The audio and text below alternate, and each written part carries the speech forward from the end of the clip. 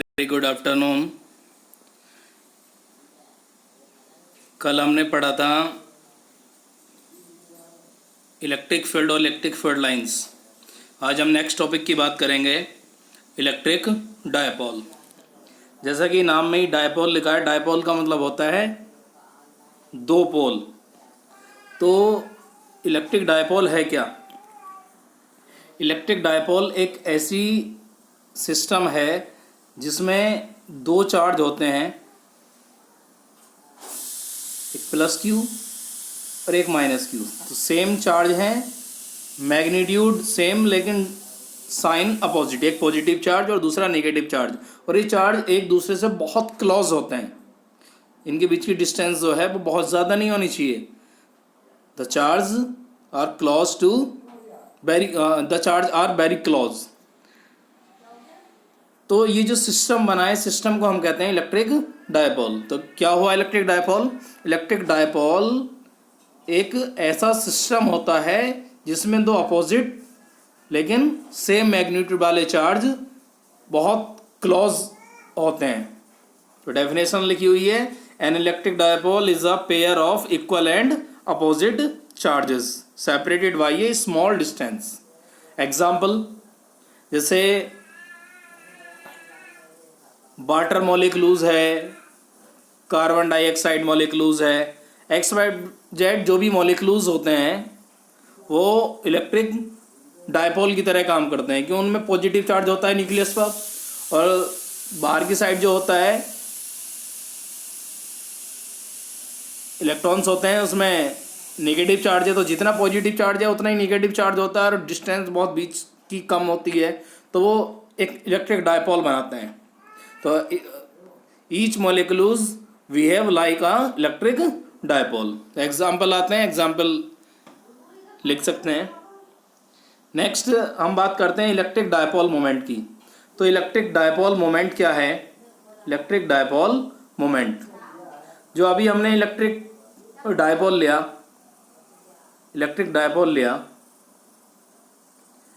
Electric dipole के जो दोनों पोल्स हैं, दोनों चार्जेस हैं प्लस क्यू और माइनस क्यू, इनके बीच की जो डिस्टेंस है उनको हम रिप्रेजेंट करते हैं 12 से। हालांकि कंपलसरी नहीं है कि डिस्टेंस को 12 से ही लिखना है, बट 12 अगर हम लेंगे तो आगे हम जब टॉपिक सॉल्व करेंगे तो वहाँ हमें आसानी हो जाती है, इसलिए हम दोनों का जो सेपरेशन है वो 12 मानते हैं। अगर हमें एक चार्ज का मैग्नीट्यूड और दोनों चार्जेस के बीच की डिस्टेंस को मल्टीप्लाई कर दें तो हमें जो क्वांटिटी मिलती है उस क्वांटिटी को हम कहते हैं इलेक्ट्रिक डायपोल मोमेंट। तो सिंपल सी डेफिनेशन हो गई।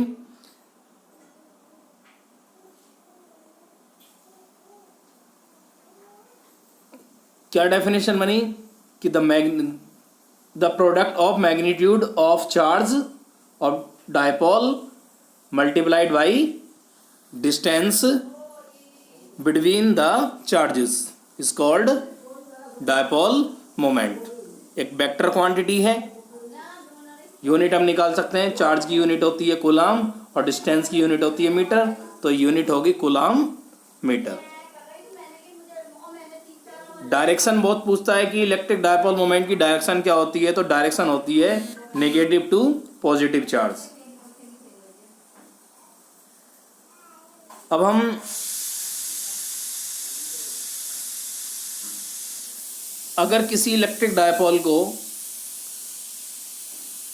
किसी uniform magnetic field electric field में रख दें तो क्या होगा?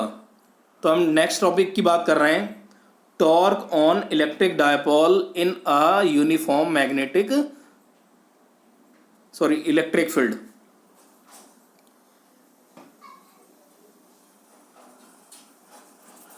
तो हमारे पास ये एक यूनिफॉर्म इलेक्ट्रिक फील्ड है। यूनिफॉर्म इलेक्ट्रिक फील्ड को सब जानते हैं कैसे रिप्रेजेंट करते हैं, और इसमें कोई ये डायपोल रखा है, ये डायपोल रखा है, यहाँ प्लस क्यू चार्ज है और ये माइनस क्यू चार्ज है। तो जैसा कि हम पीछे पढ़ चुके हैं कि अगर कोई भी चार्ज इलेक्ट्रिक फील्ड में रखा हो तो उस पर फोर्स लगता है, और इस फोर्स की डायरेक्शन भी मैंने बता चुका हूँ कि बहुत ज़्यादा इंपॉर्टेंट है। डायरेक्शन हमें पता होना चाहिए किधर होती है। तो प्लस क्यू चार्ज है तो प्लस क्यू चार्ज की डायरेक्शन, प्लस क्यू चार्ज पर जो इलेक्ट्रिक फोर्स लगता है वो किधर की डायरेक्शन में लगेगा, इलेक्ट्रिक फील्ड की डायरेक्शन में। और नेगेटिव चार्ज पर जो फोर्स लगेगा वो किधर लगेगा, अपोजिट डायरेक्शन में। हम पीछे पढ़ चुके हैं। और हम ये भी पढ़ चुके हैं कि इलेक्ट्रिक फील्ड की इंटेंसिटी अगर ई है तो चार्ज क्यू पर जो फोर्स लगता है वो कितना लगता है, क्यू ई। तो यहाँ कितना फोर्स हो गया, प्लस क्यू चार्ज पर भी फोर्स हो गया क्यू ई, क्योंकि चार्ज क्यू है, इलेक्ट्रिक फील्ड ई है। और माइनस क्यू चार्ज पर भी फोर्स हो गया क्यू ई, लेकिन दोनों की डायरेक्शन जो है वो अपोजिट होगी। प्लस क्यू पर इलेक्ट्रिक फील्ड की डायरेक्शन में और माइनस क्यू पर अपोजिट डायरेक्शन में। तो हम देख रहे हैं कि दोनों फोर्स इक्वल हैं मैग्नीट्यूड में, लेकिन डायरेक्शन सेम है। तो फर्स्ट ईयर में हमने क्या पढ़ा है कि अगर किसी भी बॉडी पर दो पैरेलल और सेम मैग्नीट्यूड के फोर्स अपोजिट डायरेक्शन में काम कर रहे होते हैं तो वो एक डायपोल मोमेंट, तो वो एक कपल बनाते हैं। तो अगर हम या टॉर्क कह सकते हैं, कपल मोमेंट या टॉर्क एक ही बात होती है। तो हमें टॉर्क निकालना है, कितना टॉर्क लगेगा।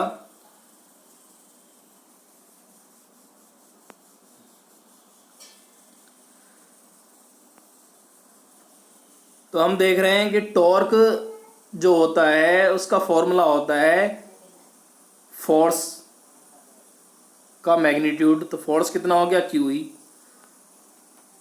और दोनों फोर्स के बीच की परपेंडिकुलर डिस्टेंस।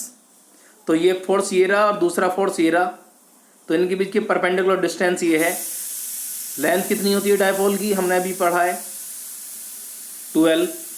तो और डायपोल रखा है इलेक्ट्रिक फील्ड में, इलेक्ट्रिक फील्ड डायरेक्शन से थीटा एंगल बनाते हुए। तो कितने आ गया, ये ट्रायंगल दिख रहा है आपको, इस ट्रायंगल में ये वाली डिस्टेंस हमें चाहिए। तो ये डिस्टेंस कितनी होगी, 12 साइन थीटा। किसी भी ट्रायंगल में, ये ट्रायंगल है, अगर ये एंगल थीटा है और ये डिस्टेंस 12 है, तो एंगल के सामने वाली कितनी हो जाएगी, 2l साइन थीटा। तो दोनों फोर्स के बीच की डिस्टेंस हो गई 2l साइन थीटा।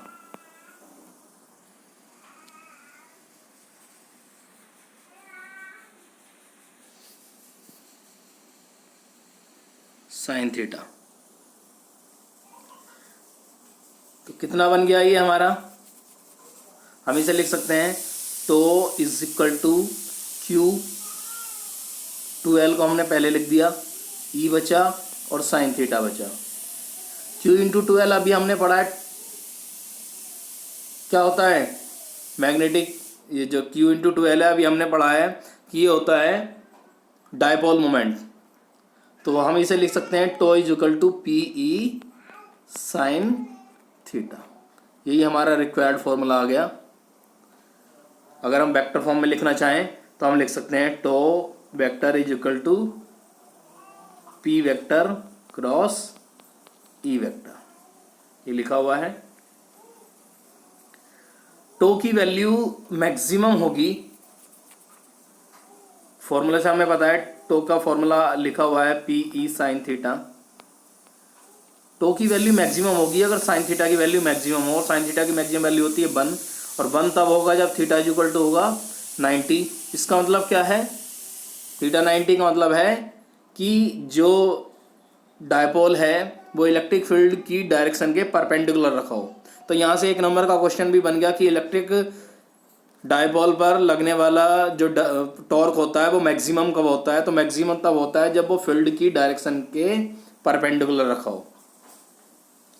तो उस स्थिति में टॉर्क जो है वो मैक्सिमम होगा। और कितना आएगा टॉर्क, अगर हम साइन की वैल्यू 1 रख दें तो टॉर्क हो गया मैक्सिमम, तो tau maximum is equal to हो गया P इंटू ई। ये मैक्सिमम टॉर्क का फॉर्मूला बन गया। यहाँ से हम डायपोल मोमेंट जो है P, इसकी डेफिनेशन दे सकते हैं। डेफिनेशन आती है इसकी बहुत ज़्यादा कि टॉर्क के टर्म में इलेक्ट्रिक डायपोल मोमेंट की डेफिनेशन लिखी है। तो यहाँ से P इज इक्वल टू कितना हो गया, टो मैक्सिमम अपॉन ई। तो अगर डायपोल ऐसे इलेक्ट्रिक फील्ड में रखा हो जिसकी वैल्यू यूनिटी हो और डायपोल इलेक्ट्रिक फील्ड की डायरेक्शन के परपेंडिकुलर रखा हो, तो उस पर जितना टॉर्क काम करता है वही होता है डायपोल मोमेंट। फॉर्मूला से डेफिनेशन बन गई। तो क्या लिख सकते हैं, dipole moment of dipole is equal to the magnitude of torque. Torque के मैग्नीट्यूड के इक्वल होगा अगर डायपोल इलेक्ट्रिक फील्ड की डायरेक्शन के परपेंडिकुलर रखा हो और इलेक्ट्रिक फील्ड की जो वैल्यू है वो यूनिटी हो। ठीक है, नेक्स्ट टॉपिक कि कोई डायपोल मोमेंट है, कोई डायपोल है इलेक्ट्रिक फील्ड में रखा हुआ, उसे हमें रोटेट करना है इलेक्ट्रिक फील्ड में, तो रोटेट करने के लिए कितना वर्क करना पड़ता है। तो अभी हमें पता है कि कोई डायपोल इलेक्ट्रिक फील्ड में रखा हुआ है और वो थीटा एंगल बना रहा है इलेक्ट्रिक फील्ड डायरेक्शन से, तो उस पर टॉर्क काम करता है tau equal to P sine theta. हम पढ़ चुके हैं। हम ये भी पढ़ चुके हैं कि अगर किसी भी ऑब्जेक्ट को रोटेट करना है तो रोटेट करने के लिए जो वर्क होता है वो होता है torque multiplied by angular displacement. तो मान लिया हमने स्मॉल एंगल से रोटेट किया है इलेक्ट्रिक डायपोल को, डी थीटा एंगल से रोटेट किया है, तो वर्क कितना होगा, बहुत स्मॉल वर्क होगा। D W is equal to torque कितना लग रहा है उसमें टो, और कितना डिस्प्लेसमेंट हुआ है इसका एंगुलर डिस्प्लेसमेंट डी थीटा।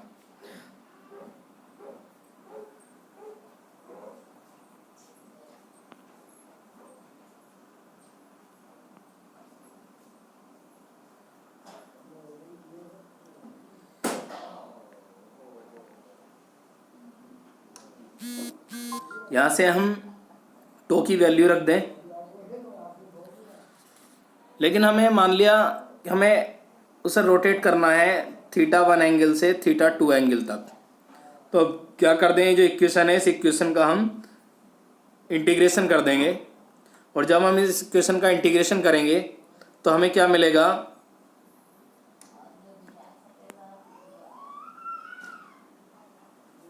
हमें मिलेगा W वर्क मिल जाएगा रोटेट करने के लिए थीटा 1 से थीटा 2 कितना था, टो की वैल्यू रख ली हमने P E sine theta into D theta. Sine theta का इंटीग्रेशन होता है माइनस कोस थीटा, तो W इज इक्वल टू कितना हो गया, पी ई से कोई मतलब नहीं है बाहर ले लिया, साइन थीटा का हो गया माइनस कोस थीटा। और लिमिट रखेंगे अगर हम, तो अपर लिमिट है थीटा 2, लोअर लिमिट है थीटा 1, तो ये हो जाएगा माइनस के अंदर मल्टीप्लाई कर रहा हूँ मैं, cos theta 1 minus cos theta 2। ये स्पष्ट दिख रहा है लिखा हुआ। अगर मान लिया इलेक्ट्रिक डायपोल पहले इलेक्ट्रिक फील्ड की डायरेक्शन में था तो एंगल 0 हो गया, और उसे हमने रोटेट कर दिया थीटा एंगल से, तो थीटा 2 की वैल्यू होगी थीटा। इक्वेशन में अगर रखेंगे तो W कितना हो जाएगा, पी ई कोस थीटा 1 की जगह 0 रख लो तो कोस 0 की वैल्यू होती है 1, माइनस थीटा 2 की जगह रख लो थीटा कोस थीटा। तो ये फॉर्मूला तब इस्तेमाल करेंगे अगर हम इलेक्ट्रिक डायपोल को जो इलेक्ट्रिक फील्ड की डायरेक्शन में रखा है उसे थीटा एंगल से रोटेट करते हैं, तो ये लगे फॉर्मूला रखेंगे। और अब पहले से कोई एंगल बना रहा है फिर किसी एंगल पर रोटेट कर दिया तो फॉर्मूला लगाएंगे हम W is equal to P E cos theta 1 minus cos theta 2। Next बात करते हैं हम potential energy of electric dipole. तो इलेक्ट्रिक डायपोल की पोटेंशियल एनर्जी क्या होती है कि मान लिया कोई डायपोल, ये इलेक्ट्रिक फील्ड है और डायपोल रखा है इसके परपेंडिकुलर डायरेक्शन में। इस परपेंडिकुलर डायरेक्शन से अगर हम डायपोल को रोटेट कर रहे हैं इस प्रकार से कि जो एंगल है वो इलेक्ट्रिक फील्ड की डायरेक्शन से थीटा हो जाता है। पहले ये ऐसे रखा था, अब हमने इसे रोटेट कर दिया इतना, कि अभी इसकी इलेक्ट्रिक फील्ड, पहले एंगल 90 था, अब एंगल कितना हो गया इलेक्ट्रिक फील्ड डायरेक्शन से, पहले एंगल ये था 90, अब एंगल हो गया थीटा। तो यानी कि थीटा 1 स्टार्टिंग में था 90 और थीटा 2 कितना हो गया, हमने बाद में कितना एंगल कर दिया इलेक्ट्रिक फील्ड डायरेक्शन से, थीटा।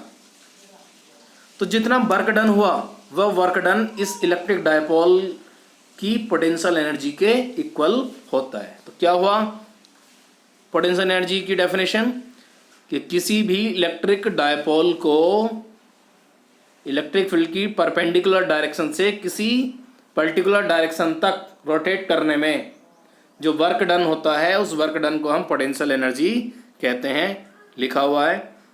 तो पोटेंशियल एनर्जी हम निकालेंगे कैसे, अगर हमें पोटेंशियल एनर्जी का फॉर्मूला निकालना है तो वर्क डन का फॉर्मूला हमारे पास आ चुका है। वर्क डन का फॉर्मूला होता है tau equal to P E cos θ1 minus के cos θ2। और पोटेंशियल एनर्जी का हमें पता है कि स्टार्टिंग में एंगल कितना था 90 और हमने कितना कर दिया एंगल हमने कर दिया थीटा, तो θ2 की वैल्यू होगी थीटा।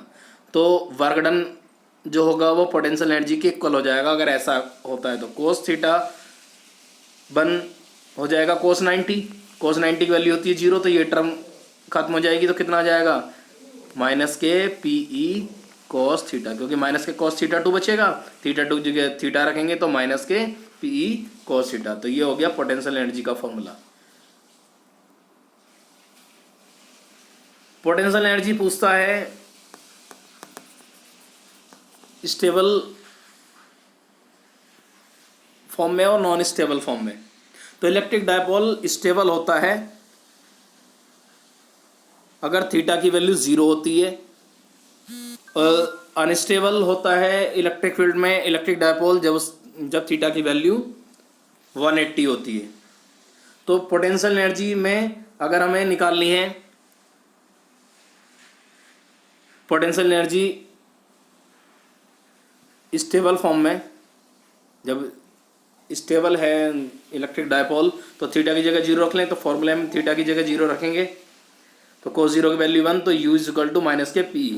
ये तब है जब स्टैंडिंग बैलेंस है, मतलब स्टेबल कंडीशन है इलेक्ट्रिक डायपोल की। तो स्टेबल कंडीशन में इलेक्ट्रिक डायपोल की एनर्जी कितनी होगी, u is equal to minus P. और अनस्टेबल के लिए थीटा की जगह रख लें हम 180, तो 180 रखेंगे तो एनर्जी कितनी आएगी, cos 180 की वैल्यू -1 होती है तो माइनस माइनस पॉजिटिव, तो आ जाएगा u is equal to minus P. Stable form में पोटेंशियल एनर्जी मिनिमम होती है और अनस्टेबल फॉर्म में इलेक्ट्रिकल एनर्जी मैक्सिमम होती है। ये बात कंफर्म होनी चाहिए। Thank you.